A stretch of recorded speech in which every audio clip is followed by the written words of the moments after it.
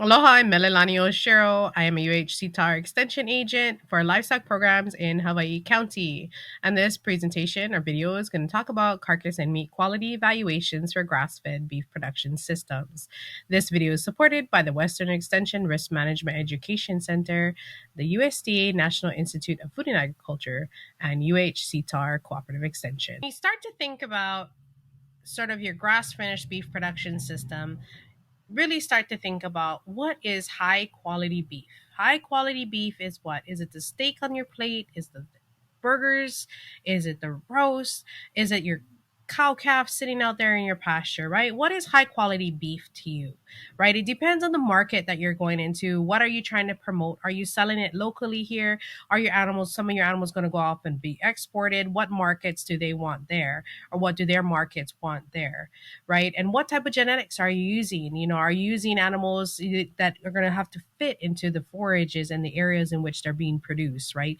Matching your genetics to your geographic area, right? And understanding the nutrition that's in those areas and in those pastures to be able to support the genetics that you're putting in there.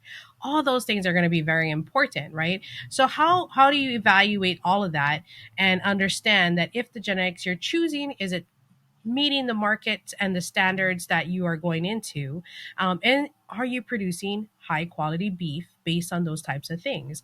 So one way that we can sort of evaluate the quality of the beef that's coming out of our production systems is by looking at the carcass quality of those animals and then the meat quality of those animals, right? And looking at quality grades and all these different factors that we can measure off of the carcass and the meat quality of those animals. And it gives you input back into the systems that you're using to raise your grass finished animals and develop them in, right? It gives you information about those systems that you are using and if they are producing high quality beef in those areas. All right, so let's talk about some of these tools that you can use to measure different values in the beef carcasses to understand the quality that you're getting out of your production system, right? So when you do a beef carcass evaluation, it looks at a few different things. It looks at quality grade of the animal, right? Prime, choice, select, those types of things. And then the yield grades, right? How much are you getting off of that animal, right? Yield grades 1, 2, 3, 4, and then also puts a commercial value then on based off of those evaluations. So you can use, and typically these evaluations, our yield grades and our quality grades are all used for commercial value, right? It puts that amount, tells you how well that carcass is or how good that carcass is going to be and maybe how well it'll sell in the market. Other purposes we can use this evaluations for is for our own research, right? Like I just said, it's a way for you to evaluate the new genetics maybe you want to introduce or you have introduced. Maybe you're moving your herd into a new production area and you want to see how well they're producing in that area, right? Or maybe you're moving into a different market and you want to see if your animals, the quality of your carcass and your animals that are in a current production system will meet those markets. It's just another control point that we can use in our beef production system to ensure that what we are producing in our grass finished systems and the carcass and the meat that's coming off of those systems is going to meet the market demands as well as our consumer demands. So, when evaluating a carcass for quality grade, you're sort of looking at factors that are related to different characteristics that can influence palatability, right? The tenderness, the flavor, color, texture, juiciness of that particular carcass. And some characteristics that we use to evaluate the quality grade of the animal is the sex classification, right? Is it a heifer, steer, a cow, a bullock? And then the maturity of that animal, right? How old are they? Typically, grass fed animals are best under, or almost always have to be under, 30 months of age in order to be considered grass finished beef, right? And in that particular maturity class of A. Marbling score is another one that's used to evaluate the characteristics to apply a quality grade to a particular carcass, right? You look at the texture and firmness and the fat and lean color as well of the carcass when you're doing these types of evaluations to put a quality grade on that animal. Now, quality grades can be applied in research or other systems in order for you to just gain information, like I was saying, about your production system, if you change genetics or moved areas, any type of like that. But an official USDA quality grade is only applied by certified graders with the USDA AMS service. So if you want to get a certified grade on your animals, a quality grade on your animals, they need to be done by a certified grader. So I mentioned a little bit about palatability, right? So what is palatability, right? Well, these are traits that we can measure in the animal or evaluate in the carcass evaluation to sort of show what eating satisfaction the consumer would have when consuming that particular piece of steak from that animal or whatnot. So it looks at traits such as tenderness, flavor, right, or juiciness. Tenderness is one value or trait that we can measure sort of objectively, right? So using, and it really relates back in a lot of studies to look at sort of the consumer's eating satisfaction and has been essential to that. And over flavor, 58% in one study looked at the consumer saying that was more important to have tenderness in that particular as a value in palatability than flavor. So tenderness was more important to them. So this is one value that we can measure in the animals objectively. And there's different techniques to be able to do that.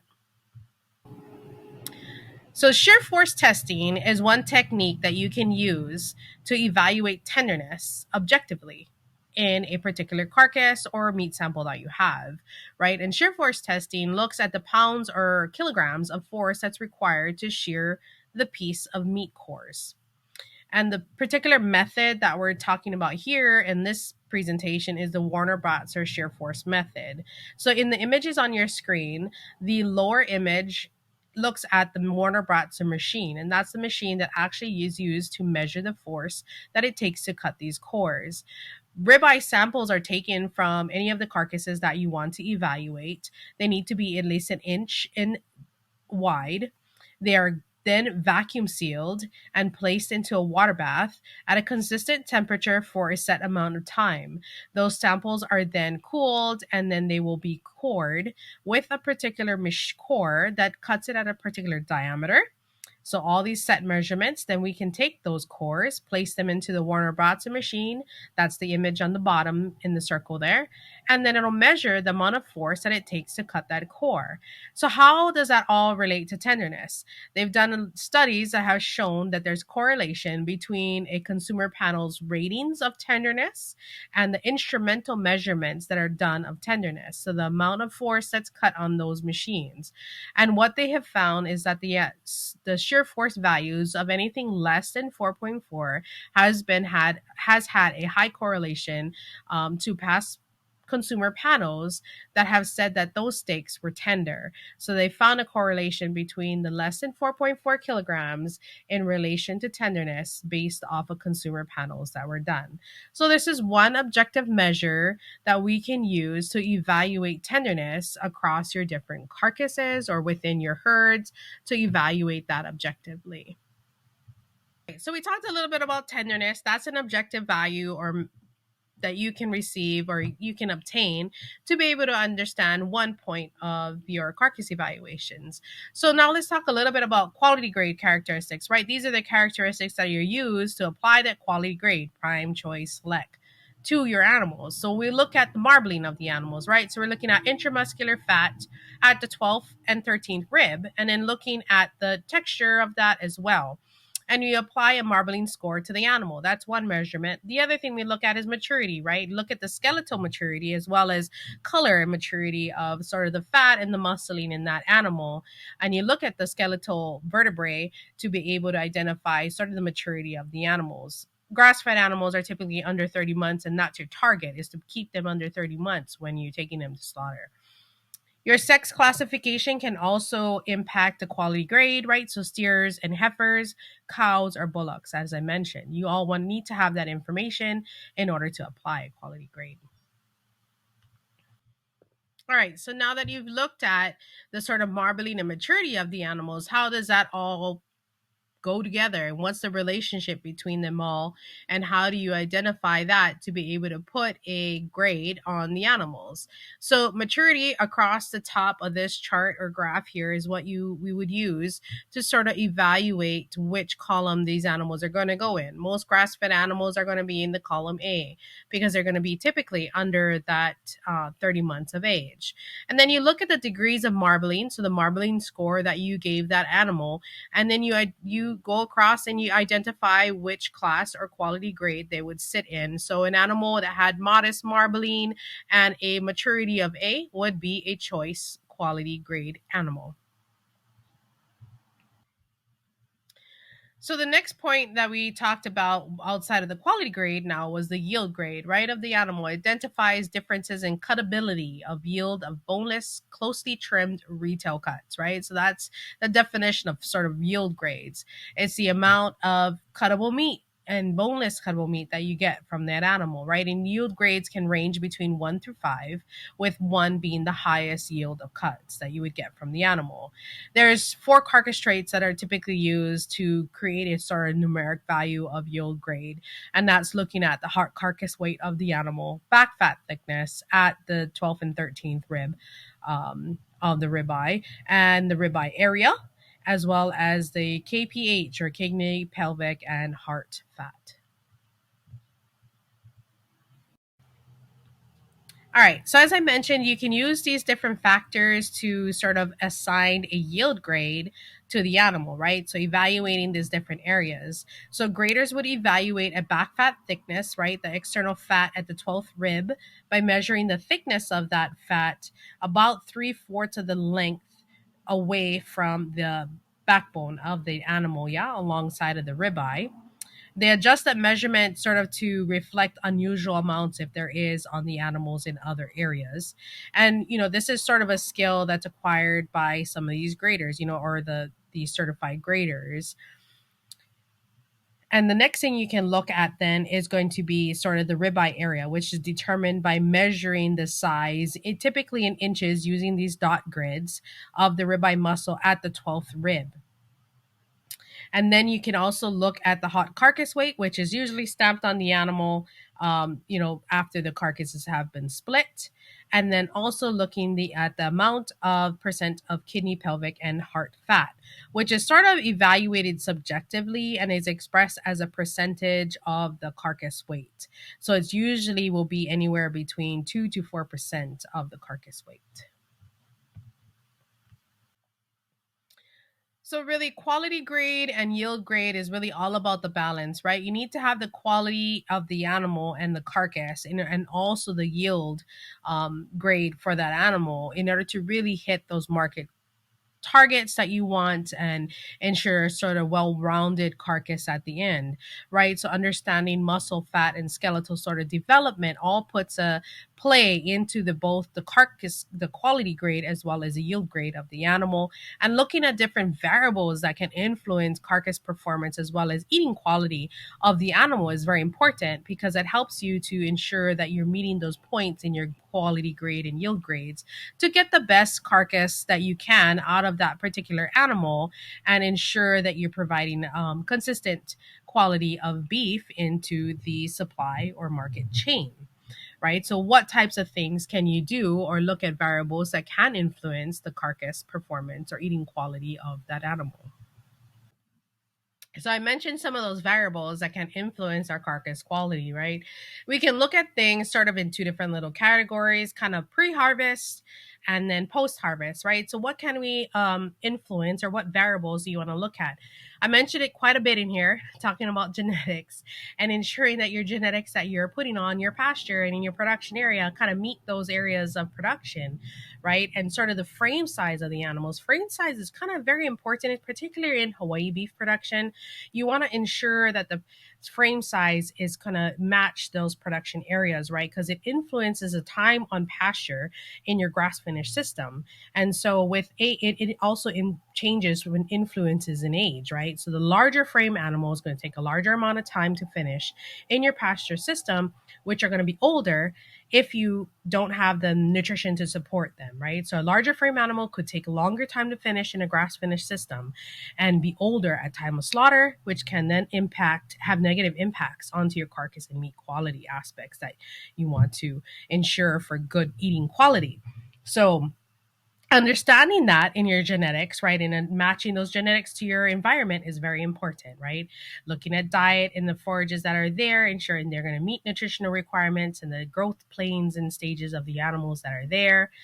And, pre-harvest stress is another important aspect, and it's another control point that you can really monitor. And our beef quality assurance programs can really help to identify some of different control points that can impact or have stress on the animals that can have negative impacts into meat quality. So it really looks at your production systems and what you have there, work with what you have there, and ensuring the genetics are going to be able to be productive in those areas that you have. Post harvest now, things that it can occur in the processing plants, different techniques they can use, such as the electrostimulators or their chill boxes and temperature. Even the aging, if they allow longer aging or different methods in those systems, can all impact sort of the quality of meat that you get out of your carcasses. And then the last thing, of course, more in your consumer's hand, but is really how that meat is cooked, then is also going to impact sort of the eating quality then of the end product. So just some things to think about. So I mentioned some of the variables kind of pre-harvest that can impact sort of meat quality and cause defects and really impact the quality grade of that particular carcass. Well, dark cutters is one pre-harvest factor that's related to stress that can cause a defect in your meat and really impact the quality of the grade of that carcass. And it has to do with the depletion of the muscle glycogen and those chemical reactions that occur in that particular carcass. Bruised beef is another big one. It's a big economic loss in the beef production system. And you really should start to, talk if your harvester starts to see these continuously bruised carcasses come through. And particularly if it's on the same spot, it could be related to your equipment or trailers or something like that. That's, the animals are either the way they're moving through things, they might be hitting a particular spot and they start to hit those shoulder areas. It could be kind of high value cuts. So you want to try to avoid having bruised beef because it can go pretty deep into the muscle and you lose a lot of yield off of that animal. Injection site lesions is another one. Through our BQA assurance programs, we really try to encourage people to use proper injection sites and those injection site zones to be able to eliminate any chance of you having a lesion in a very high cut or high value area of your carcass, which can also be a big economic loss in that harvest plant. Blood splash is another impact that can be caused pre-harvest stress in the animals or be caused from pre-harvest stress in the animals. Small amounts of the animals, it could still be usable meat, but the animal's quality grade will definitely drop down to a select level, which is a lower money, less money back to you and loss in economic value of that animal when they have this type of defect because it'll impact that quality grade. So any type of meat defect that really impacts quality grade will impact economic value of that beef carcass. We went through sort of the identifications and terms and different things about carcass quality. Now, if you ask yourself, what is high quality beef? Yeah, high quality beef is what?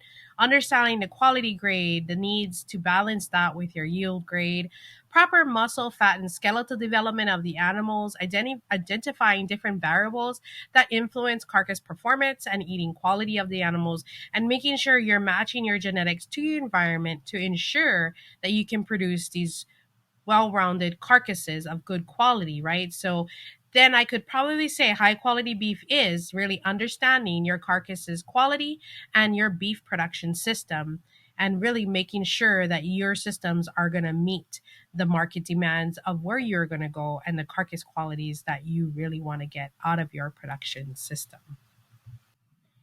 Mahalo and thank you again for watching. I hope the information shared in this video will be useful for your production system.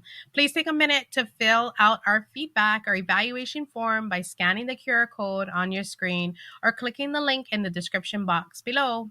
Your responses are anonymous and will be used to provide valuable information to our program sponsors and to help support future programs for our Hawaii ranchers and agriculture communities. And then join us August 31st, 2023 for our live Q&A session where you can speak and ask questions to any of our speakers. Mahalo and thank you again for watching.